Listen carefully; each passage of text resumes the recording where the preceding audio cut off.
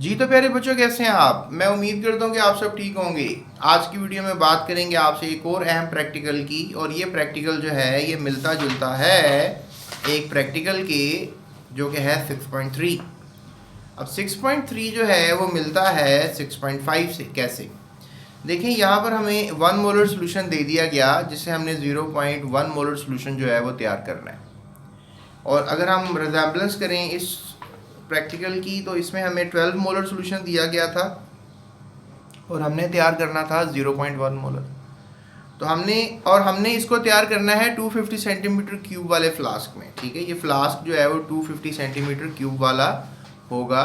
ठीक है, और ये जो हमारे पास अब हमारे पास यहाँ पर जो सोडियम हाइड्रोक्साइड का सोल्यूशन है, इसको हमने तैयार करना है किसमें? 100 सेंटीमीटर क्यूब वाले फ्लास्क में। फॉरगेट अबाउट इट कि हमारे पास यहाँ 100 वाला है या 250 वाला है। हमने बेसिकली पार्टिकल्स डालने हैं।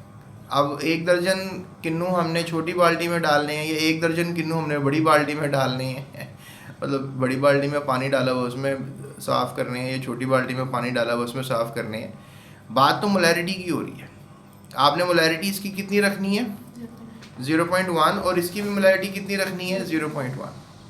तो यहाँ पर आपके पास ये 1 मोलर इस वक्त मौजूद है इस सोल्यूशन इसमें कॉनिकल फ्लास्क में। और ये आपको याद होगा कि हमारे पास 12 मोलर मौजूद था एक बड़े से फ्लास्क में। इसको निकाल कर हमने ब्यूरेट में, अब ब्यूरेट के साथ हमने ये एक्सपेरिमेंट इसलिए किया था क्योंकि ब्यूरेट की वजह से जितना भी रिक्वायर्ड था वो हमने निकालना था। आपको याद होगा जब हमने कैलकुलेशन की तो हमने 2 सेंटीमीटर क्यूब सोल्यूशन जो है वो निकाला था किसमें से? इस ब्यूरेट में से। किसमें? बीकर में। और फिर 2 सेंटीमीटर को हमने किस में डाल दिया था? पानी मिक्स करके 250 measuring flask, let's say that ये 250 मेजरिंग फ्लास्क की है, इसमें डाल दिया। थोड़ा सा हो गया, फिर पानी डालते गए और निशान तक भर लिया पानी, तो बन गया हमारा 0.1 मोलर। 2 सेंटीमीटर निकालेंगे 12 मोलर सोल्यूशन, और वो बनाएंगे 0.1 मोलर 2 सेंटीमीटर क्यूब निकाल कर। लेकिन प्यारे बच्चों, यहाँ पर जो केस है ये हमारे पास इतना कंसनट्रेटेड नहीं है जितना कि वो था। ये 1 मोलर है और उसको 1 मोलर को कन्वर्ट करना है 0.1। इसमें कैलकुलेशन में भी यही होगा कि यहाँ पर हमारे पास जो है वो M1 V1 की वैल्यूज़ हैं, जो कि डेफिनेटली जो कंसनट्रेटेड सोल्यूशन होता है उसकी होती हैं। M1 यानी मोलैरिटी हमारे पास क्या है? 1 मोलर। और वॉल्यूम हमें नहीं पता कि हमने इससे कितना निकालना है। इस बार ब्यूरेट का इस्तेमाल नहीं करेंगे, इस बार पिपेट से ही हम निकाल लेंगे जितना निकालना है। पिपेट तकरीबन 10 सेंटीमीटर क्यूब तक सोल्यूशन निकाल सकता है।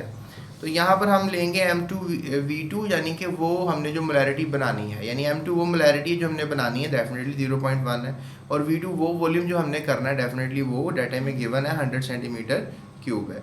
तो अभी M1 V1 is equal to M2 V2 वाला सीन चलेगा, और यहाँ पर हमारे पास V1 की कैलकुलेशन हो जाएगी जो कि निकलेगा 10 सेंटीमीटर क्यूब। यानी पिपेट से जो है 10 सेंटीमीटर क्यूब निकालेंगे, और फिर 10 सेंटीमीटर क्यूब निकालने के बाद हम वो 10 सेंटीमीटर क्यूब किस में डाल देंगे? एक मेजरिंग फ्लास्क में डाल देंगे।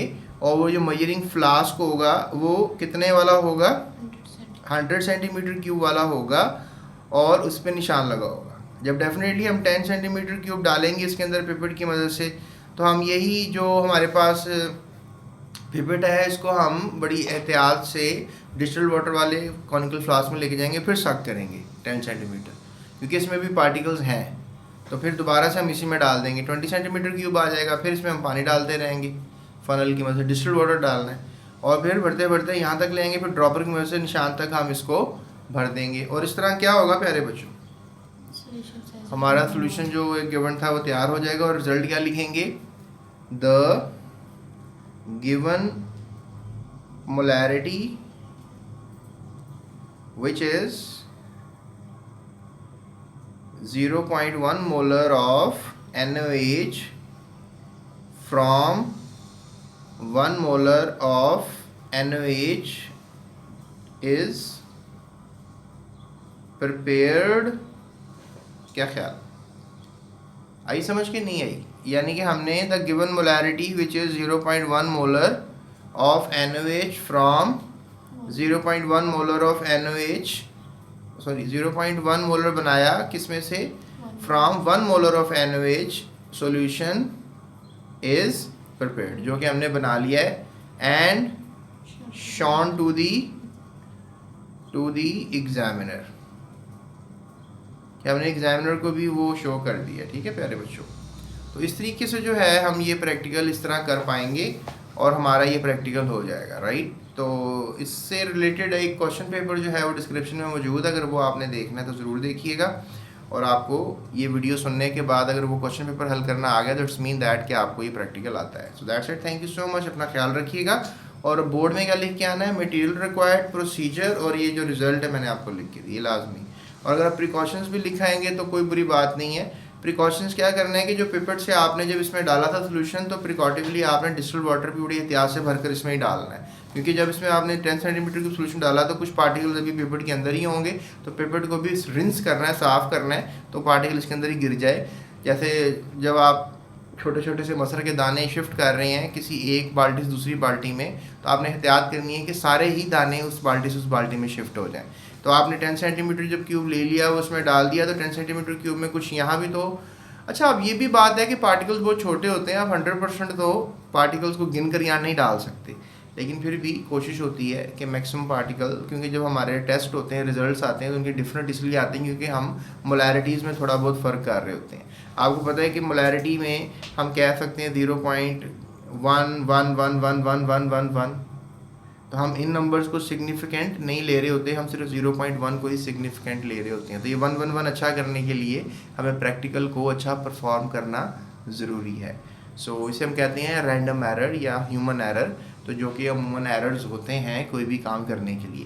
So that's it, thank you so much, अपना ख्याल रखिएगा। जाते चैनल को सब्सक्राइब लाजमी कीजिएगा, राइट। Thank you.